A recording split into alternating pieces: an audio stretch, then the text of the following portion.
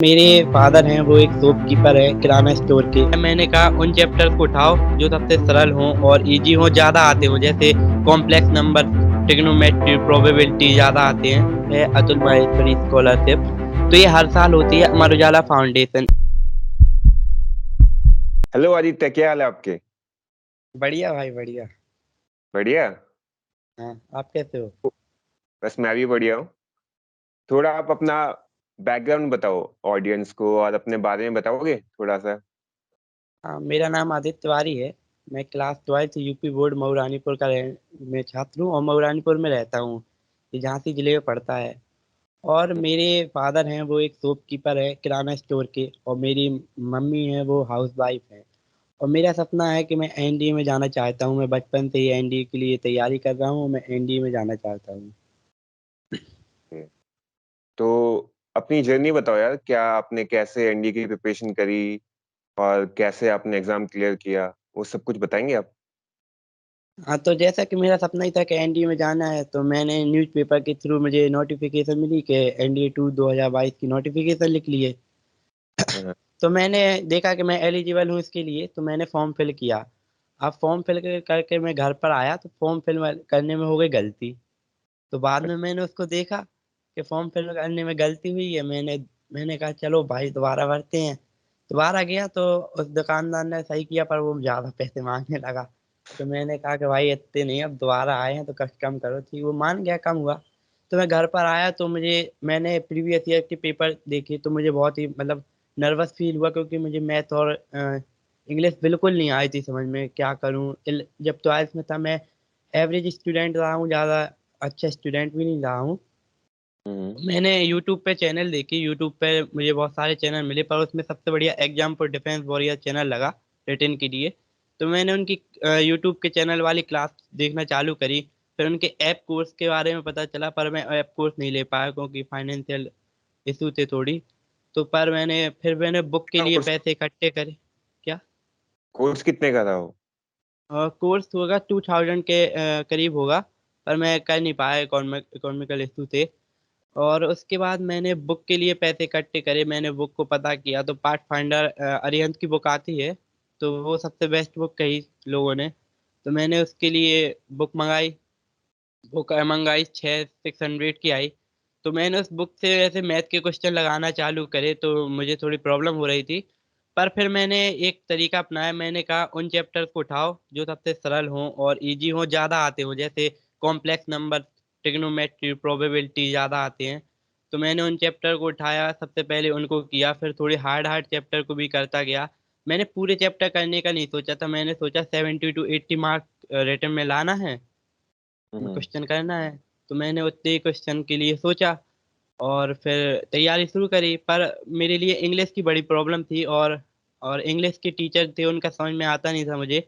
और इंग्लिश मैं हिंदी मीडियम का स्टूडेंट हूँ, तो मुझे मतलब ज़्यादा समझ में आते नहीं थे एंटोनिम सिनोनिम। तो मैंने पता किया हम्म। तो शायद संजीव ठाकुर सर सबसे बढ़िया टीचर लगे मुझे। उनके पढ़ाने का तरीका, उनकी स्टाइल मतलब बहुत अच्छा था उनका। तो मैंने उस उनके पढ़ना चालू किया, अलग नोट्स बनाए उनके लिए, इंग्लिश के लिए जी, अलग जो है एंटोनिम। यूट्यूब पे या फिर ऑफलाइन यूट्यूब, क्लास?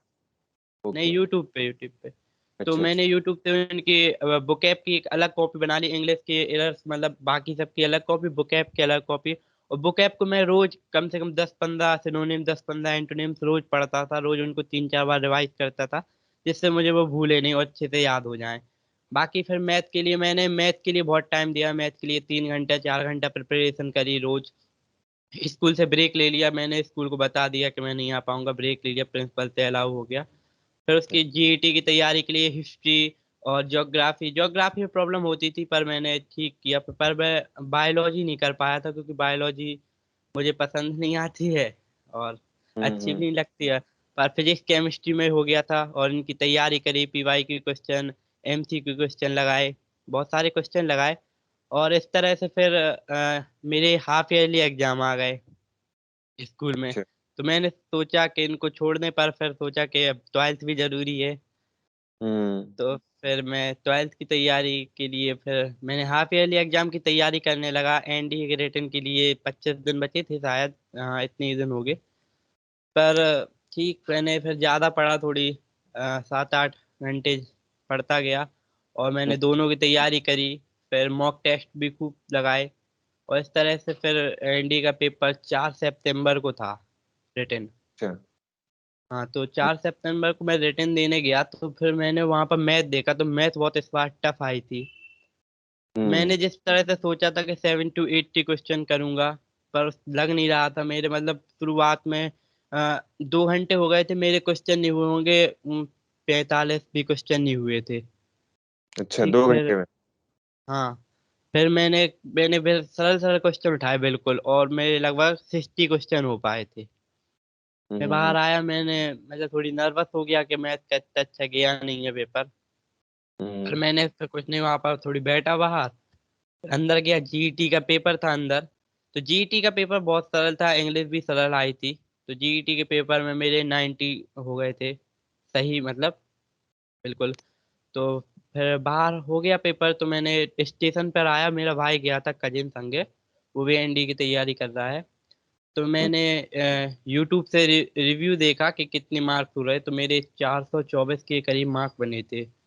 तो मैंने सोचा कि प्रीवियस कट ऑफ देखी, तो प्रीवियस कट ऑफ 360 355 इतनी जा रही थी, तो मैंने सोचा हो जाएगा। पर मैं श्योर नहीं था, मैंने कहा ज़्यादा कट ऑफ चली गई तो।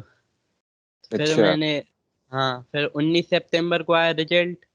तो मेरे सर्वर हो गए जाम, जाम चल रहे थे साइट। तो मेरे दोस्त के भाई ने कहा कि मैं देख के बताता हूँ।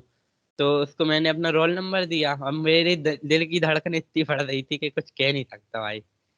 अ, फिर अब दिल की धड़कन बढ़ गई। मैंने, अब मेरे जाम हो गई थी साइड, मेरे में खुल नहीं रही थी, तो मैंने दोस्त के भैया को अपना रोल नंबर दिया, क्योंकि उनका भी निकला था रिटन 2 साल पहले एनडीए का। तो उनसे मैं थोड़ी गाइड लेता रहता था। तो मैंने उनको रोल नंबर दिया, उनने देख के बताया, उनने कहा हो गया।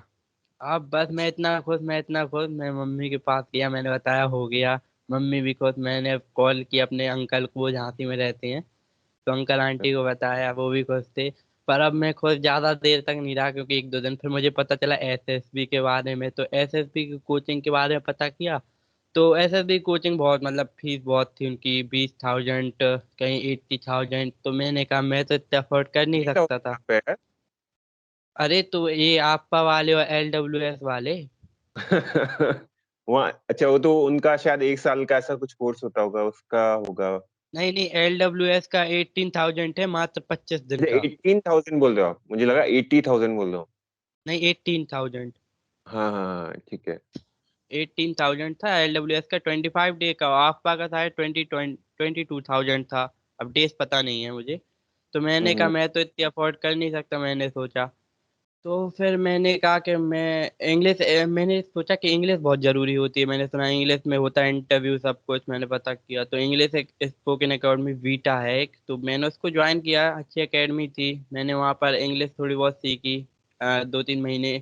फिर मेरे सर ने कहा कि प्री बोर्ड एग्जाम आ रहे हैं, थोड़ी इस पर ध्यान दो, तो मैंने प्री बोर्ड पर दिया। उसके बाद मेरी एसएसबी की डेट भी आ गई। मैंने एसएसबी के लिए, मतलब यूट्यूब से सब चैनल वालों से जो डले रहते हैं, प्रीवियस ईयर, प्रीवियस वे GTO sir, previous psychology sir, उन सब की वीडियो देखी कैसे क्या करना है। और कुछ लड़कों से भी पूछा जो गए हैं एसएसबी। फिर मैं 7 जनवरी को थी मेरी 24 एसएसबी बंगलौर में थी स्क्रीनिंग। तो हुँ, 59 स्क्रीनिंग हुई, तो मैं गया। तो वहाँ पर 59 स्क्रीनिंग थी। तो फिर मैं वहाँ पर थोड़ी नर्वस हो गया, मुझे यहाँ पर जीटीओ सर और मतलब थोड़ी लड़के भी ज़्यादा इंग्लिश बोल रहे, इंग्लिश मीडियम वाले दिखे, तो मैं थोड़ी हाँ, नर्वस हो गया। और अच्छा, मेरी स्टोरी भी ठीक थी, पर मेरी थोड़ी जीडी में पार्टिसिपेशन बहुत ही कम चला गया, और जिस हाँ, कारण मुझे लगता है कि इस इशू के कारण मेरा स्क्रीन आउट हो गया। पर स्क्रीन ओके। आउट हुआ मैं जब, तो मैं बाहर निकला, तो मैं थोड़ी देर उदास हो गया, पर मैंने सोचा कि चलो अनुभव तो मिल गया, कम से कम अगली बार फिर से हो जाएगा। फिर मैं हाँ, वापस आया। हाँ, अब मैं दोबारा अपनी तैयारी कर रहा हूँ अगले अटेम्प्ट के लिए। स्कॉलरशिप के बारे में ये है कि ये स्कॉलरशिप है अतुल माहेश्वरी स्कॉलरशिप। तो ये हर साल होती है, अमर उजाला फाउंडेशन, इसमें क्लास 9 से लेकर 12 तक के स्टूडेंट इसको फिल कर सकते हैं। ठीक, तो इसमें अच्छा, आपको 9, हाँ, इसके लिए एग्जाम होगा एक, उसको क्वालिफाई करना पड़ेगा। तो इसमें 9th 10th के 18 बच्चे, और 11th-12th के 18 बच्चे सिलेक्ट होते हैं, तो 9th-8th में आपको 30,000 रुपए मिलेंगे और 11th-12th में आपको 15,000 रुपए मिलेंगे। तो मैंने इसको 2 बार किया है, एक बार 30,000 मिले थे जब मैं 9th में था, इस बार मैं 12th में था, मुझे 50,000 मिले। तो ये अतुल माहेश्वरी जो स्कॉलरशिप है, ऑनलाइन भरी जाती है ये? हाँ, ऑनलाइन भरी जाती है। अच्छा। ये और ये 7 राज्यों में होती है, 7 राज्य की है ये। अच्छा, उसमें आपका नंबर आ गया, बहुत बड़ी बात है यार ये तो। बहुत सही, मतलब मेहनत आपने पूरी करी है अपनी तरफ से, है ना? हाँ, चलिए बढ़िया, आपकी इस जर्नी से कई लोगों को कुछ जानने को भी मिला होगा, आई एम श्योर। और आई विश कि आगे जाके आप रिकमेंड हो जाओ और ऑफिसर बन जाओ, जो भी आप बनना चाहते हो, राइट? Thank you sir. हाँ, चलिए, it was pleasure talking to you. और ऑडियंस को भी कुछ नॉलेज मिला होगा आपको सुन के। Thank you so much for coming.